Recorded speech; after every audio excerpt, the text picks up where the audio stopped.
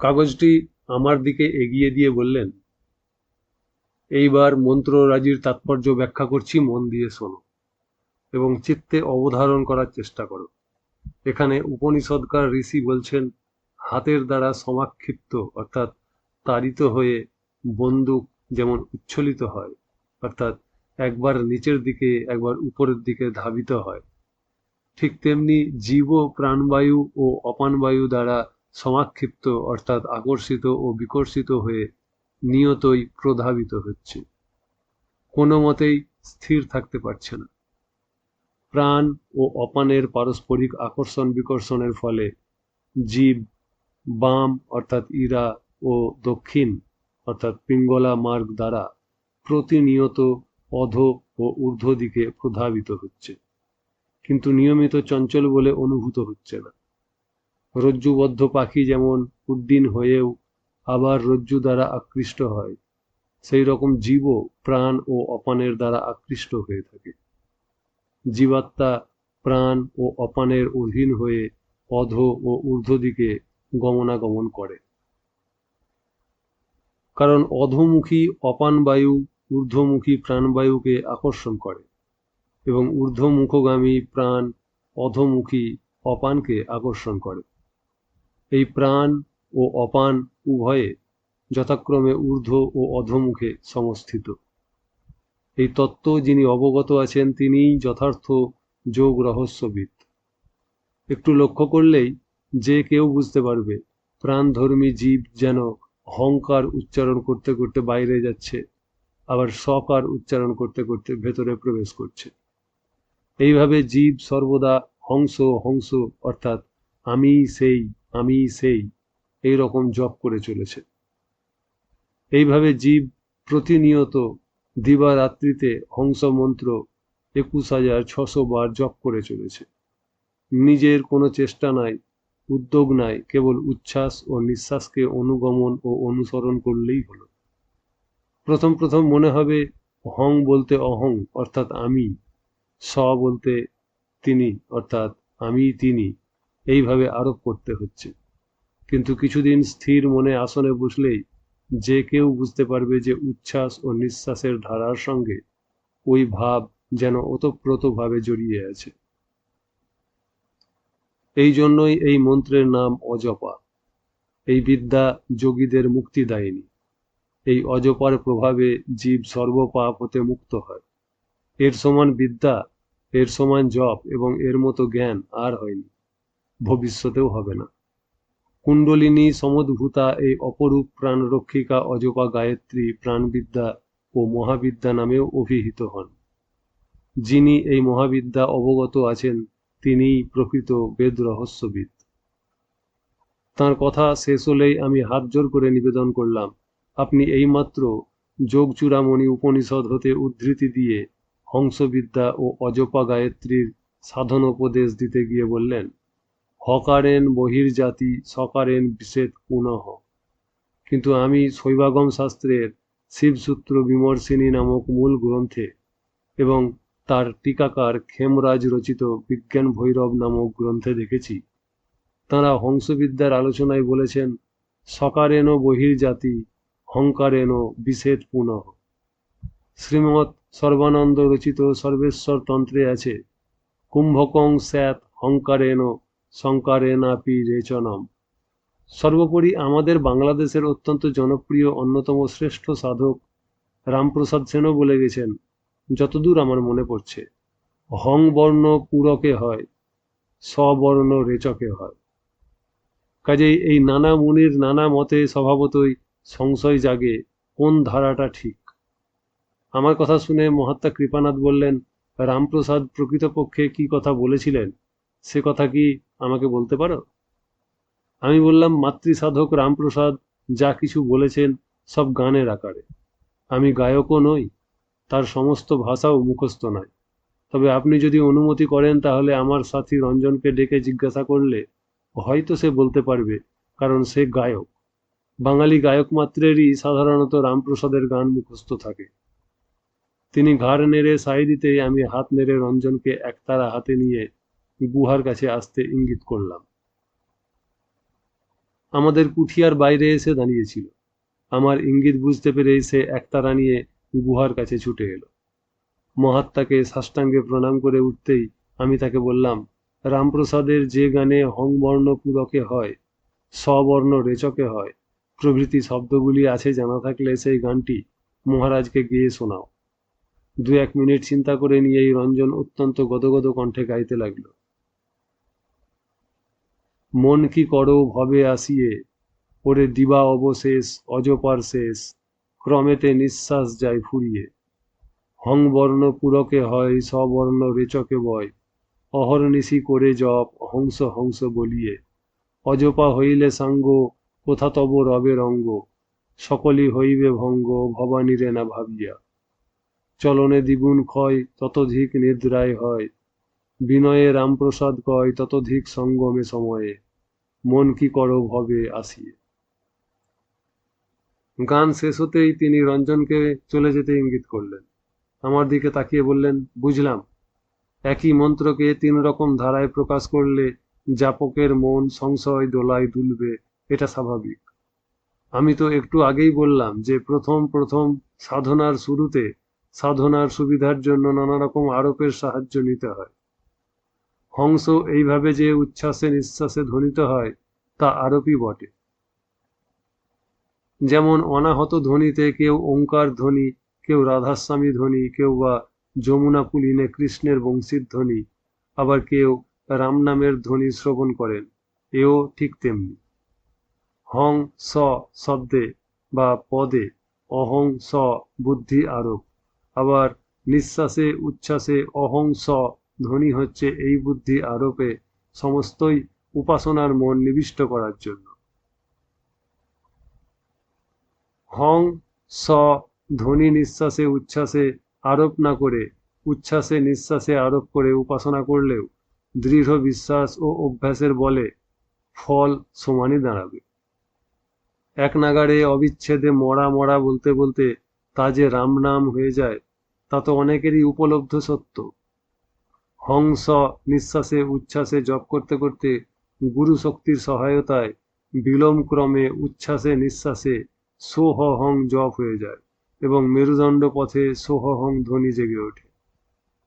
আমি হই সে অহং স এবং সে হয় আমি সোহ হং, এই উভয় বাক্যের বোধির দ্বারাই এই উভয়ের অভিন্নত্ব সম্যক নির্ণীত হতে পারে। যেহেতু একটি বাক্য বোধে বিধেয় পদের বোদ্ধব্য অর্থ উদ্দেশ্য পদের বোদ্ধব্য অর্থের চেয়ে অধিক হৃদয়গ্রাহী হতে পারে, কিন্তু বিপরীত ক্রমে আবার বিধেয়কে উদ্দেশ্য করে এবং উদ্দেশ্যকে বিধেয় করে শব্দার্থ মনন করতে করতে তার অর্থবোধ জন্মালে উভয়ের কোনো পদেরই অধিক মনোগ্রাহী হবার কোনো শঙ্কা থাকে না। অহং স আর স অহং এই অনুলোম বিলোম ক্রমে ভাবনার ফলে উভয়ের অভিন্নত্ব সম্যক উপলব্ধি হয়। রেচকের উপর আগে দৃষ্টি দিলে অহং স আর পূরকের উপর আগে দৃষ্টি দিলে স অহং হয়ে যায়। এবং যস্তু বীজানাতি মন্ত্রমাচার্য পূর্বকম সোহ জপন্নপি হংসাখ্যাং জপত্যেব ন সংশয়। এইভাবে আচার্যের কাছ হতে যিনি এই হংসবিদ্যা জ্ঞাত হন তিনি গুরু শক্তির বলে জপ না করেও জপ করতে থাকেন, তাতে কোনো সন্দেহ নয়।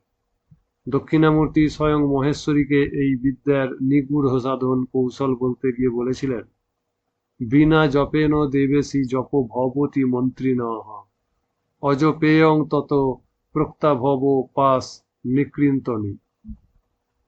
অর্থাৎ, হে দেবেশী, হংসবিদ্যা মন্ত্র জাপকের বিনা জপে স্বাভাবিকভাবে জপ হয়ে যাচ্ছে বলে এই সাধনার অপর নাম অজপা। এই সাধনা জীবের সংসার পাশন্ত্রী। স্বয়ং শিব মহেশ্বরীর কাছে এই রহস্য উদ্ঘাটন করেছিলেন বলে এই যোগ রহস্যকে শিবযোগও বলা হয়।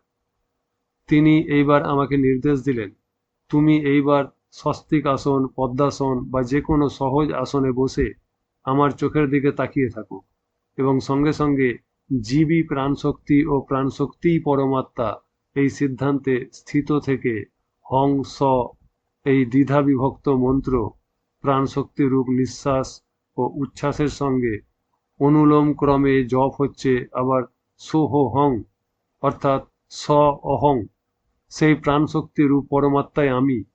এই দ্বিধাবিভক্ত মন্ত্র প্রাণশক্তি ক্রিয়ারূপ উচ্ছ্বাস ও নিঃশ্বাসের সঙ্গে বিলোম ক্রমে জপ হচ্ছে এই ভাব আরোপ করে আমি সেই প্রাণশক্তি রূপ পরমাত্মা, এই জ্ঞানে অনুলোম ক্রমে নিঃশ্বাসে ও উচ্ছ্বাসে এবং বিলোম ক্রমে উচ্ছ্বাসে নিঃশ্বাসে জপ করতে থাকো। তাঁর আদেশ শিরোধার্য করে আমি সমকায় শিরোগ্রীব হয়ে তাঁর অত্যুজ্জ্বল দৃষ্টিতে দৃষ্টি স্থাপন করে অনুলোম ক্রমে নিঃশ্বাস ও উচ্ছ্বাসের সঙ্গে হংস, বিলোম ক্রমে উচ্ছ্বাস ও নিঃশ্বাসের সঙ্গে সোহ হং জপ করতে লাগলাম। মিনিট তিনেক এইভাবে নিঃশ্বাস ও উচ্ছ্বাসের সঙ্গে মন্ত্র মিলিয়ে জপ করার পর আমার মনে হলো মেরুদণ্ডের মধ্য দিয়ে একটা প্রবাহ অনুলোম বিলোম বিলোম অনুলোম ক্রমে একবার উচ্ছ্বাস একবার নিঃশ্বাস প্রবাহিত হচ্ছে। মিনিট 15 এইভাবে কেটে যাওয়ার পর তিনি প্রশান্ত গম্ভীর কণ্ঠে বললেন, এইবার স্থির ভব, চক্ষু উন্মীলন করো, সন্ধ্যা হতে আর বেশি দেরি নয়। ধীরে ধীরে উঠে মা নর্মদাকে স্পর্শ ও প্রণাম করে এসে কুঠিয়াতে নিজের আসনে বসে আচমনাদি সেরে মনে মনে হংসবতী ঋক সহ শ্রী রুদ্র হৃদয়োপনিষদ পাঠ করে যেভাবে এখানে জপ করলে সেইভাবে যতক্ষণ পারো হংস মন্ত্র জপ করো। আগামীকালও তোমাকে যথাসময়ে ডাক দিব। নমো ভগবতে শ্মশানেশ্বরায় মহাদেবায় নমঃ। তিনি নেমে গেলেন তাঁর গুহায়। আমি গুহার কাছে প্রণাম করে ফিরে গেলাম নিজের কুঠিয়াতে। সূর্যাস্ত হতে আর দেরি নাই। গিরনারী বাবা অন্যান্য নাগা এবং রঞ্জনকে নিয়ে নর্মদার ঘাটে যাওয়ার জন্য প্রস্তুত হয়ে দাঁড়িয়ে আছেন। আমি কুঠিয়াতে ঢুকে তাড়াতাড়ি গামছা ও কমণ্ডলু নিয়ে তাঁদের সঙ্গে নর্মদা স্পর্শ করতে গেলাম। জল কনকনে ঠান্ডা, কালকের চেয়েও আজ শীত বেশি বলে মনে হলো। তাড়াতাড়ি সংক্ষেপে কাজ সেরে ফিরে এলাম কুঠিয়াতে। গিরনারী বাবা এসে অগ্নিকুণ্ড সাজিয়ে দিয়ে গেলেন কাঠে। একটা রেড়ির তেলের প্রদীপও জ্বালিয়ে দিয়ে গেলেন। উত্তর পশ্চিম দুই দিক দিয়েই প্রচণ্ড ঠান্ডা বাতাস বইছে বলে মনে হলো। আগুনের তাপে ঘর গরম হয়ে উঠতেই কম্বল গা থেকে ফেলে দিয়ে কাঠের কৌপিনও খুলে রেখে আসনে বসলাম, শুধু আলখাল্লাটা গায়ে চাপিয়ে। আজ যে জপে বসবার আগে মহাত্মা প্রদত্ত পুঁথিটা পড়তে হবে, সে কথা গিরনারী বাবা জানলেন কি করে? মহাত্মা কি তাকে আজ যে প্রদীপের প্রয়োজন হবে সে সম্বন্ধে কিছু বলেছেন? এই প্রশ্ন মনে জাগলো, কিন্তু এই রহস্যময় স্থানের রহস্য ভেদে আমি মাথা ঘামানো নিরর্থক মনে করে নিজের সুবিধা মতো সহজ আসনে মেরুদণ্ড খাড়া করে হর নর্মদে হর নর্মদে হর এই মন্ত্রে আচমন ক্রিয়া সেরে নিয়ে পুঁথিটি হাতে নিয়ে শ্রী রুদ্র হৃদয়োপনিষদ মনে মনে পড়তে লাগলাম। পাঠ শেষ হতেই মনে হলো আপনা হতেই নাসিকা পথেই হংস হংস এই দ্বিধাবিভক্ত মন্ত্র নিঃশ্বাস ও উচ্ছ্বাসের সঙ্গে আপনা হতেই জপ হতে শুরু হয়ে গেল। কিছুক্ষণ পরেই অনুভব করলাম শুধু অনুলোম ক্রমে হংস অর্থাৎ আমিই সেই পরমাত্মা। শুধু এই বোধ নয়, বিলোম ক্রমে উচ্ছ্বাস ও নিঃশ্বাসের সঙ্গে সোহ হং অর্থাৎ সেই পরমাত্মায় আমি, এই রূপ বোধেরও স্ফুরণ হচ্ছে।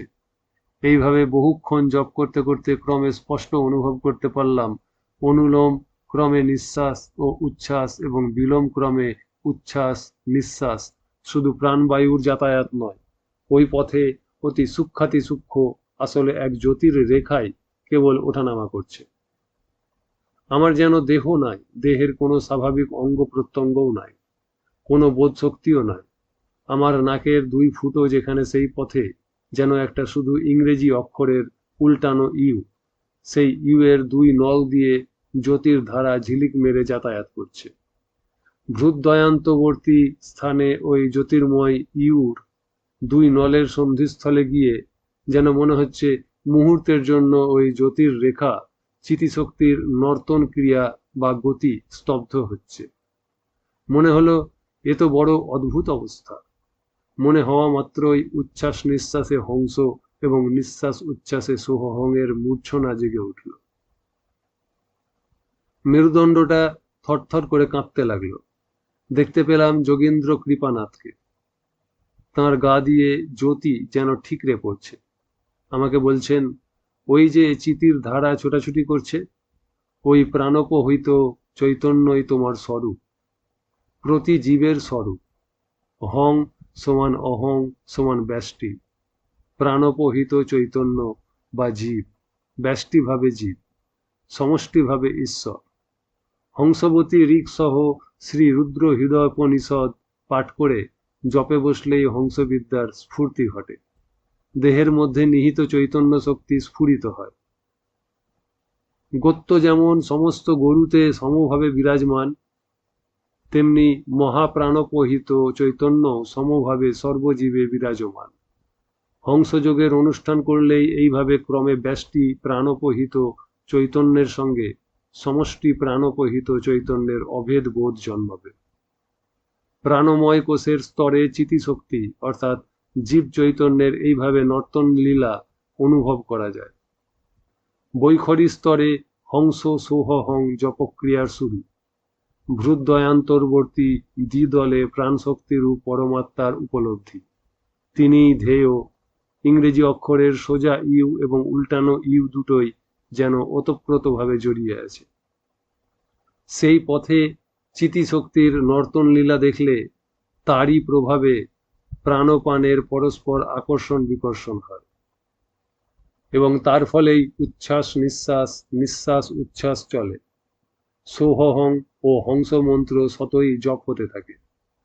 ভ্রুদ্বয়ান্তর্বর্তী স্থানে জ্যোতির্ময় ইউর দুই নলের সন্ধিস্থলে গিয়ে যে ওই চিতিশক্তির যাতায়াত অলককাল মাত্র স্তব্ধীভূত হল, ওই বিরতিক্ষণ বা স্থিতিক্ষণেই জীব প্রাণশক্তি স্বরূপে স্থিত হয়।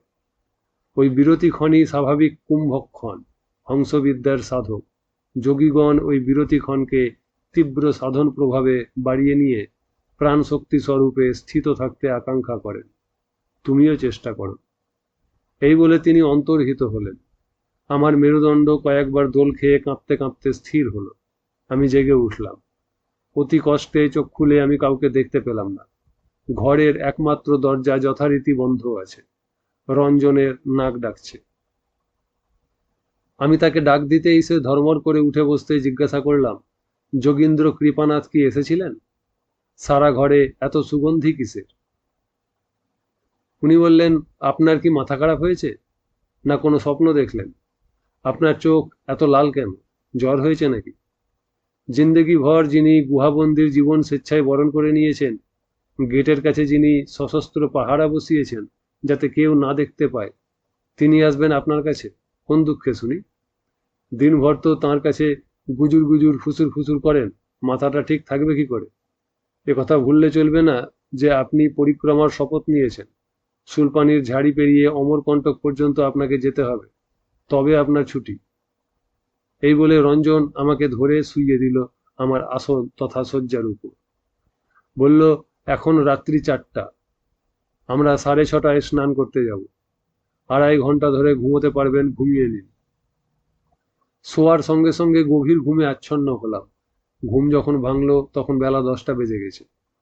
রঞ্জন জানালো তাদের স্নান হয়ে গেছে। দেহে মনে যেন আনন্দের জোয়ার বইছে। আমি রঞ্জনকে বললাম, আমি নর্মদাতে স্নান করতে যাচ্ছি। তর্পণাদি সেরে ফিরতে হয়তো আমার দেরি হতে পারে। এর মধ্যে বেলা 11টার সময় যদি টং করে ঘড়ির শব্দ হয়, তাহলে আমার জন্য অপেক্ষা করার দরকার নাই। তুমি গিরনারী বাবাদের সঙ্গে আমার কমণ্ডলুটাও সঙ্গে নিয়ে যাবে শ্মশানেশ্বর শিবতলায়। কমণ্ডলু ভরে আমার জন্য দুগ্ধ প্রসাদ নিয়ে আসবে। গামছা ও লাঠি নিয়ে স্নান করতে চলে গেলাম।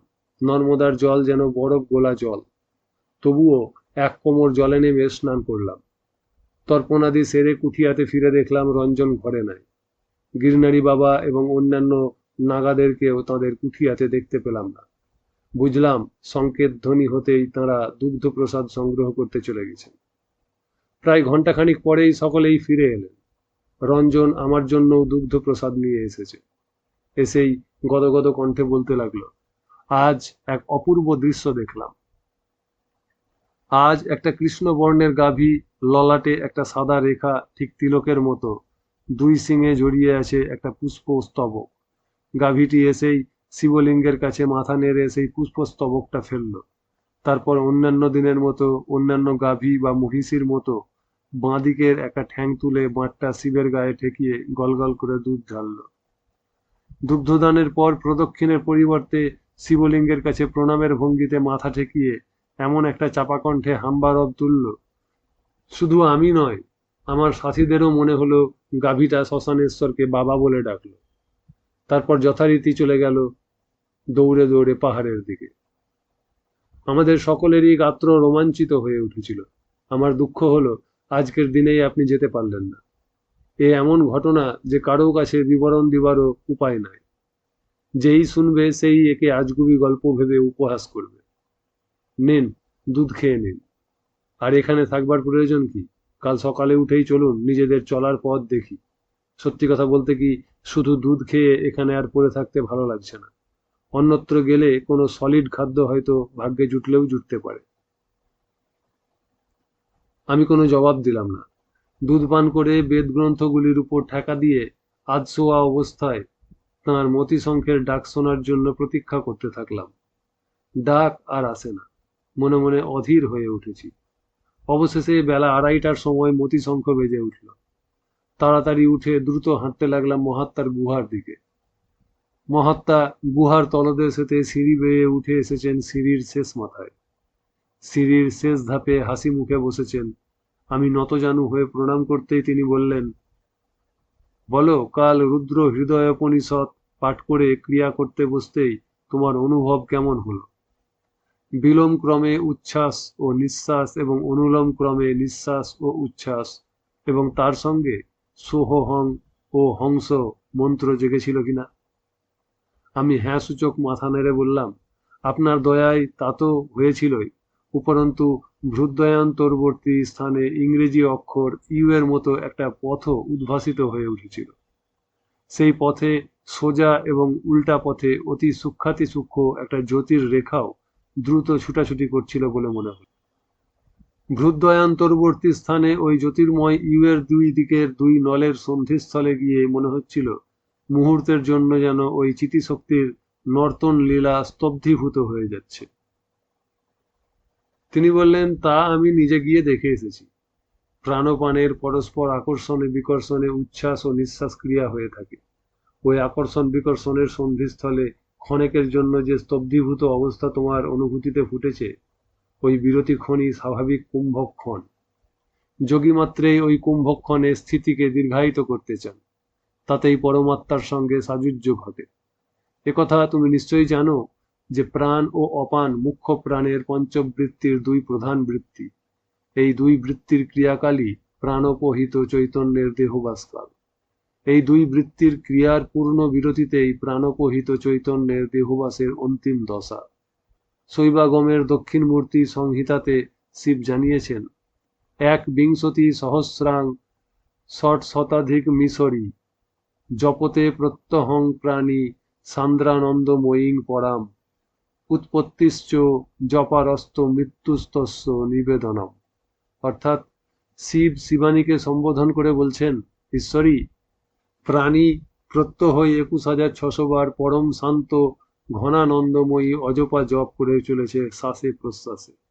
ওই জপারম্ভেই দেহবাসের আরম্ভ ও জপ নিবেদনেই অর্থাৎ জপাবসানেই দেহবাসের অবসান। মহাপুরুষ চোখ বন্ধ করলেন। চক্ষু মুদ্রিত অবস্থায় তাঁর স্থূল দেহের গাত্রবর্ণে কখনো রক্তিমাভা, কখনো বা হরিদ্রাভা ফুটে উঠতে লাগল। কখনো তাঁর নাসারন্ধ্র স্বাভাবিক, কখনো বা তা বিস্ফারিত হতে লাগল। আমি তাঁর দিকে তাকিয়ে চুপ করে বসে থাকলাম। তাঁর দেহকে আশ্রয় করে সেদ, অশ্রু, পুলক, শিহরণ, কম্প প্রভৃতি অষ্টসাত্ত্বিকী বিকার প্রকাশ হতে থাকল। এইভাবে প্রায় আধ ঘন্টা কেটে যাবার পর তিনি আমার দিকে তাকিয়ে বললেন, হরবোলাজি এখান থেকে চলে যেতে অস্থির হয়েছে। কলিতে সাধারণ জীবের অন্নগত প্রাণ প্রতিদিন দুগ্ধহার করে করে বড়ই অস্থির হয়ে পড়েছে সে। আমারই উচিত ছিল এদিকটায় নজর দেওয়া। তোমরা সবাই আমার অতিথি। গত পরশ্ব আমার দীক্ষা দিবস ছিল। প্রতি বৎসর এই উপলক্ষে আশ্রমস্থ সকলকেই আমি পুষ্পান্ন ভোজন করিয়ে থাকি। আগামীকাল আমি সবাইকে তা ভোজন করাবো। আজ 3রা মাঘ, 5ই মাঘ পর্যন্ত তুমি এখানে থেকে যাও। প্রথম ও দ্বিতীয় স্তরের হংস সাধনার ধারা তোমার কাছে প্রকট করেছি। তৃতীয় ও চতুর্থ স্তরের হংস সাধনার তত্ত্ব তোমার কাছে প্রকাশ করার পর আগামী পরশ্ব একদল পরিক্রমাবাসী আসবেন এই কোটেশ্বর তীর্থে। তাঁদের সঙ্গ ধরে তোমরা চলে যেও। সামনে তোমাদের গহন গম্ভীর ভয়াবহ বিপদ সংকুল পথ। এই পথে অনেক সঙ্গী থাকা প্রয়োজন। কথা বলতে বলতেই তিনি কুঠিয়ার সামনে দণ্ডায়মান গিরনারী বাবাকে হাত নেড়ে ডাকলেন। তিনি কাছে আসতেই বললেন, ত্রম্বক বাবাকে জানাবে আগামীকাল তিনি যেন পুষ্পান্নাদির ব্যবস্থা করেন। এই আমার তাঁর কাছে নিবেদন। আমার দিকে তাকিয়ে বললেন, সন্ধ্যা হতে দেরি নাই, এখন তুমি যাও, কাল সকাল সকাল তোমাকে ডাক দিব। প্রণাম করে আমি ফিরে গেলাম কুঠিয়ায়। মহাত্মা গুহাতে অবতরণ করতেই আমরা গুহার কাছে প্রণত হয়েই দুজনে নিজেদের কুঠিয়ার দিকে হাঁটতে থাকলাম। তার কাছে ত্রম্বক বাবার পরিচয় জানতে চাইলেই তিনি বললেন, 1লা মাঘ গুরুজির দীক্ষা দিবসে যিনি সবার শেষে একটি বাংলা কবিতা বলে গুহার কাছে প্রণাম জানিয়েছিলেন, সেই অতিবৃদ্ধ নাদসিদ্ধ মহাজনী আমাদের কাছে ত্রম্বক বাবা নামে পরিচিত। তিনি গুরুজির জ্যেষ্ঠ গুরুভ্রাতা। শুনেছি তাঁর বয়স 300 বৎসর পেরিয়ে গেছে। নানা অলৌকিক শক্তির অধিকারী। বিভূতির প্রভাবে উনি প্রতি বৎসরই গুরুজির দীক্ষা দিবসের পরদিন অর্থাৎ 2রা মাঘ আশ্রমস্থ সকলকে পুষ্পান্ন ভোজন করিয়ে থাকেন। কোথা থেকে যে কি হয় তা আমরা জানি না, তবে প্রত্যেকেই স্নান পূজাদির পর বেলা 9টা নাগাদ নিজ নিজ আসনে বসেই ভর পেট পুষ্পান্ন ভোজন করতে পারেন। আর অধিক কিছু আমার কাছে জানতে চেও না। কিছুক্ষণ পরেই সন্ধ্যা হয়ে গেল। নর্মদা স্পর্শ করে এসেই যে যার সান্ধ্যক্রিয়া শেষ করার পর শুয়ে পড়লাম। ঘুম কিন্তু হলো না। ব্যক্তিগতভাবে আমি অনুভব করলাম কেউ যেন আমাকে ঠেলে উঠিয়ে দিল। আমি স্থির হয়ে বসে লক্ষ্য করলাম ভিতরে উচ্ছ্বাস ও নিঃশ্বাস ক্রমে হংস মন্ত্রের জপ হয়ে যাচ্ছে। হং ধ্বনি এবং স্বধ্বনির সঙ্গে মনে হলো একটা জ্যোতির রেখা ধীরে ধীরে আমাকে গোলাকারে ঘিরে ফেলল। ক্রমে মনে হলো আমি যেন জ্যোতির গোলকের মধ্যেই বসে আছি। কেউ যেন আমাকে বলছেন, অথবা প্রাণ সঞ্চারহ সকারহ পরিকীর্তিতঃ হকারোহ পান সঞ্চার দেহে দেহ ভৃত সদা। স্পষ্টাক্ষরে এই মন্ত্র দ্বিদল পদ্মে ঝঙ্কৃত হতে শুনে কে বললেন এই কথা তা দেখার জন্য সূচ্যগ্র দৃষ্টিতে যেমন চেষ্টা করছি, তেমনি সেইমাত্র উচ্চারিত মন্ত্রের অর্থটির তাৎপর্য অনুধাবন করতেই মন্ত্রটির অর্থবোধ জেগে উঠল মনে। বুঝলাম কেউ যেন অদৃশ্যভাবে নেপথ্যে থেকে আমাকে বলছেন, সকার হলো প্রাণ সঞ্চার এবং হকার হলো অপান সঞ্চার। মুহূর্তকাল পরে আমার মন্ত্র ধ্বনিত হলো, মুখ্য প্রাণস্য পরাং মুখবৃত্তি রূপানস্তথা সতী সহ ইত্যৎপদং পরাগর্থবাচকম তস্য প্রাণবৃত্তেশ্চ পরাকত্ব সম্বন্ধাৎ প্রাণবৃত্তাত্মক এব সহ ইতি মন্ত্রভাগ। হং শব্দস্য চ প্রত্যগ্যর্থত্বাৎ অপানবৃত্তেশ্চ প্রত্যং মুখত্বাৎ প্রত্যকত্ব সাম্যেন অপান বৃত্তাত্মক এব হোম ইতি মন্ত্রভাগঃ এবং এতৌ মন্ত্রভাগৌ প্রাণাপান বৃত্তাত্মনা সর্বদা অনুবর্ততে ইত্যনুসন্ধেয়। এই মন্ত্র শুনেই আমি জ্ঞান হারালাম। রঞ্জনের টানাটানি এবং বকুনিতে আমার ধীরে ধীরে চেতনা ফিরে এলো। সে আমার হাত পা দুলতে দুলতে বকে চলেছে। আপনি যদি এখানে বসে থেকেই রোজই এই উন্মাদ সাধুর কথা মতো গুহ্য ক্রিয়াদি করে চলেন, তাহলে এইখানেই আপনার পরিক্রমা শেষ। আসন থেকে কত দূরে এসে পড়ে আছেন দেখুন। আর ইঞ্চি চারেক ঠেলা হয়ে গেলে আপনি পুড়ে মরতেন। সে আঁকড়ে ধরে আমাকে সোজা করে বসিয়ে দিল। আমি নিজেই শিউরে উঠলাম এই দেখে যে আমি সত্যিই অগ্নিকুণ্ডের অতি নিকট এসে গেছি। আমি তার হাত ধরে আসনে গিয়ে বসলাম। রঞ্জন বলল, 5:30 বেজে গেছে, বাইরে ভীষণ হিমেল বাতাস বইছে, এখনো কুয়াশায় ঢেকে আছে চারদিক। আকাশে সূর্যোদয়ের আভাস ফুটলে তবে আমরা বাইরে বেরোব। সূর্যোদয়ের পর স্নান করতে গেলেই বা দোষ কি? আমি তার কথার কোনো জবাব দিলাম না। অপরাধীর মতো মুখ নিচু করে বসে রইলাম। বসে বসে ভাবতে লাগলাম গত রাত্রির অদ্ভুত রহস্যময় দৈববাণীর কথা। হংস মন্ত্রের জাগরণের সঙ্গে সঙ্গে কে বললেন ওই সব সংস্কৃত কথা? বক্তা দেখতে পাইনি, কিন্তু তার উচ্চারিত শব্দগুলি ধীরে ধীরে স্মরণে আসছে। মনে মনে অর্থোদ্ধার করার চেষ্টা করছি, এমন সময় গিরনারি বাবা এসে দরজাতে টোকা দিয়েই সরাসরি ঘরে ঢুকে পড়ে বললেন, सुबह 6:30 बज गया, हम लोग सब तैयार है, नहाने के लिए चलिए। উঠে দাঁড়াতে গিয়েই কিঞ্চিত টলে গেলাম। রঞ্জন তাড়াতাড়ি করে আমাকে ধরে ফেলেই गिरनारी बाबा के बोल, भाई साहब को तबीयत में थोड़ा सा गड़बड़ी हुआ, अब चलिए, हम थोड़ा देर में जा रहा हूँ। गिरनारी बाबा তীক্ষ্ণ দৃষ্টিতে আমার দিকে বার কয়েক তাকিয়ে হাসতে হাসতে চলে গেলেন। কিছু পরে আমি কতকটা ধাতস্থ হয়ে স্নান করতে গেলাম। নর্মদার ঘাটে যখন পৌঁছালাম তখন অন্যান্য নাগাদের স্নান হয়ে গেছে। তাঁরা উঠে আসার উদ্যোগ করছেন। गिरनारी बाबा रंजन के बोललेन, हरबोला जी, आप नहाकर साथी के साथ में लेकर सीधा ससानेश्वर जी के पास आ जाएगा।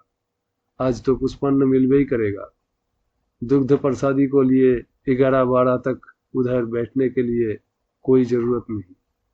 ससानेश्वर का ऊपर हम लोग फूल फल चढ़ाएगा। এই বলে তাঁরা চলে যাওয়ার পর আমরা ধীরে সুস্থে স্নান সেরে গুহাশ্রমের ভিতর দিয়ে সোজা চলে গেলাম শ্মশানেশ্বরের কাছে। সেখানে গিয়ে দেখি কোথা হতে বহু বিল্লপত্র সংগ্রহ করেছেন নাগারা। তাঁদের পূজা হয়ে গেছে। আমাদের জন্যও কিছু বেলপাতা রয়েছে। আমি ও রঞ্জন শ্মশানেশ্বরের মাথায় জল ঢেলে মহাদেবের পূজা করলাম। হর নর্মদে হর, হর নর্মদে হর বলে প্রণাম করে যখন উঠলাম তখন 9টা বেজে গেছে। সকলে একসঙ্গে গুহাশ্রমে ফিরে যেতে যেতে गिरनारी बाबा बोलते लगलेन, हरबोला जी, बहुत बहुत शुक्रिया, क्योंकि आपका वचन का प्रताप से आज हम लोगों की पुष्पान्न मिलेगा। আমি নীরবেই হাঁটতে লাগলাম। গুহাশ্রমে ঢুকে নিজেদের ভিজা গামছা রোদে মিলে দিয়ে কুঠিয়ার ভিতরে ঢুকেই দেখি শালপাতায় ঢাকা দুটি পৃথক পাত্রে আমাদের দুজনের জন্য কেউ যেন কোনো খাবার রেখে গেছে। ভুরভুর করে সুগন্ধ উঠছে। অবাক কাণ্ড, এখানে তো কেউ ছিলেন না। যে যার পাতার ঢাকনা খুলে দেখি শাল পাতাতেই ঘৃতপক্ক অন্ন রয়েছে। তখনও তাতে গরম ভাপ উঠছে। আঙুর, পেস্তা, কিশমিশ ও খেজুরও তাতে মেশানো আছে। প্রাপ্তি মাত্রেণ ভোক্তব্যং ন বিলম্বং কদাচনম, এই কথা বলতে বলতেই রঞ্জন খাওয়া শুরু করে দিল। খেতে খেতে বলল, বড়ই সুস্বাদু, বড়ই উপাদেয়।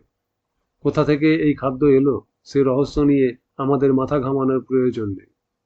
মহাত্মা কৃপানাথের জয় হোক। আমিও আচমনাদি করে খেতে আরম্ভ করলাম। মনে মনে ভাবলাম, এই তাহলে পুষ্পান্ন, খেতে ঠিক পোলাওয়ের মতো। নিঃশেষে ভোজন করে উচ্ছিষ্ট পাতাগুলো নিয়ে গেটের বাইরে ফেলে কমণ্ডলুর জলে হাত ধুয়ে এলাম। গেটের দিকে যেতে যেতে गिरनारी বাবার ঘরের দিকে চোখ পড়তেই দেখলাম তারাও ভোজনে রত আছেন। ঘরে ফিরে আসনে বসে রঞ্জনের খাওয়া দেখতে লাগলাম। গোগ্রাসে সে দ্রুত খেয়ে চলেছে, রীতিমতো ঘেমে উঠেছে সে। খেতে খেতেই আমাকে বলছে, কি আশ্চর্য, আমি যতই খাচ্ছি ততই মনে হচ্ছে পুষ্পান্নের পরিমাণ বেড়ে যাচ্ছে। এ কি জাদু? গুহায় বসে সাধু কোনো আজগুবি খেল খেলছেন নাকি? আমি বললাম, পাতা পুঁছে খেয়ে ফেলো, চেটে পুটে খেয়ে ফেলো, একটি দানাও ফেলা চলবে না। তুমি দ্রৌপদী নও যে প্রিয়তাং পুণ্ডরীকাক্ষ বলে রেহাই পাবে। পোড়া পেটের দায়ে তুমি মহাত্মার নামে কটু মন্তব্য করেছিলে, এবার তার ঠেলাটা বোঝো। ক্রমে বেলা 11টা বাজলো, তখনও তার খাওয়া শেষ হলো না। নিজের চোখে দেখতে পাচ্ছি তার পেট ফুলে গেছে। এই প্রচণ্ড শীতের দেশে মাঘ মাসের ঠান্ডাতেও তার গা দিয়ে দরদর করে ঘাম বেরুচ্ছে। আমার ভয় হলো, বহুদিন অভুক্ত বা অর্ধভুক্ত থেকে এত বিপুল পরিমাণে খেয়ে সে না আবার অসুস্থ হয়ে পড়ে। তাই বাধ্য হয়েই বললাম, তুমি মহাত্মার উদ্দেশ্যে ক্ষমা প্রার্থনা করো এবং মাথা ঠোকো, তবে যদি রেহাই পাও। আমার কথা শুনে সে এঁটো হাতেই 3বার প্রণাম ঠুকলো মাটিতে। ঠিক ওই সময়ে মতিশঙ্খ বেজে উঠল। আমি কুঠিয়া থেকে বেরিয়ে দ্রুত হাঁটতে লাগলাম গুহার দিকে। রঞ্জনের ভোজন পর্বের কৌতুকবহ পরিণতি দেখবার জন্য বসে থাকতে পারলাম না। গুহার কাছে পৌঁছে গুহার মুখে মহাত্মা কৃপানাথকে দেখতে পেয়ে আভূমি নত হতেই সেই শান্ত সৌম্য প্রসন্ন মূর্তি মহাত্মা আমাকে বলতে লাগলেন, গত রাত্রিতে সাধনকালে যে দিব্য মন্ত্র শুনেছ তার অর্থ হচ্ছে মুখ্য প্রাণের পরাঙ্মুখ বৃত্তি অপান, তাই সহ এই পদ পরার্থবাচক। সেই প্রাণবৃত্তির পরাকত্ব সম্বন্ধবশত স এই মন্ত্রভাগ প্রাণ বৃত্তান্তক।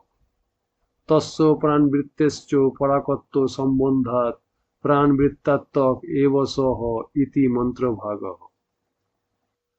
কে? তুমি এই মন্ত্রধ্বনি শুনেছিলে তো?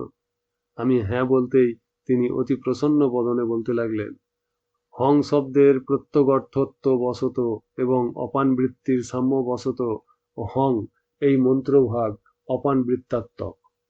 এই দুই মন্ত্রভাগ প্রত্যাঙ্গমুখ বৃত্তান্তক ও পরাঙ্গমুখ বৃত্তান্তক হয়ে সর্বদা আত্মাকে অনুবর্তন করে চলেছে। এই রকম ভাবনাই জীবের করা কর্তব্য।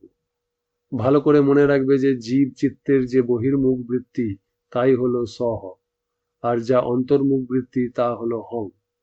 পূর্ণ পরমানন্দ রসস্বরূপ প্রত্যাগাত্মার উপলব্ধির অভাবে বাইরের বিষয় রসকে আহরণ করে উপভোগ করার যে বৃত্তি তারই নাম বহির্মুখ বৃত্তি, পরাঙ্গমুখ বৃত্তি বা প্রাণ বৃত্তি। আর বিষয় রসকে তুচ্ছ বোধে পূর্ণ পরমানন্দ রস স্বরূপ প্রত্যাগাত্মা রস বোধে তৃপ্ত থাকার যে বৃত্তি তারই নাম প্রত্যঙ্গমুখ অন্তর্মুখ বৃত্তি। সার কথা, স কার দ্বারা বাইরের জগৎকে গ্রহণ করা হয় আর হ কার দ্বারা বাইরের জগৎকে ত্যাগ করা হয়। এই রকম ভাবনার ভাবার্থ এই যে হ সমান অহং অর্থাৎ আমি, এক কথায় বিষয়ী চেতনা, দ্রষ্টা, জ্ঞাতা, কর্তা, ভোক্তা ইত্যাদি। আর স হল সে সমান তুমি যুক্ত সে সমান জগৎ। বিষয়ী বর্তমানে যার সঙ্গে ব্যবহার করে সে তুমি স্থানীয়, আর অতীতে এবং যার সঙ্গে ব্যবহার করেছে এবং করবে তারা সে স্থানীয়। এখানে জগৎ বলতে জগতের ভিতর জীবের দেহ, চিত্ত প্রভৃতিকেও ধরতে হবে। চিদাভাস রূপ জীবই অহং বা আমি অর্থাৎ বিষয়ী।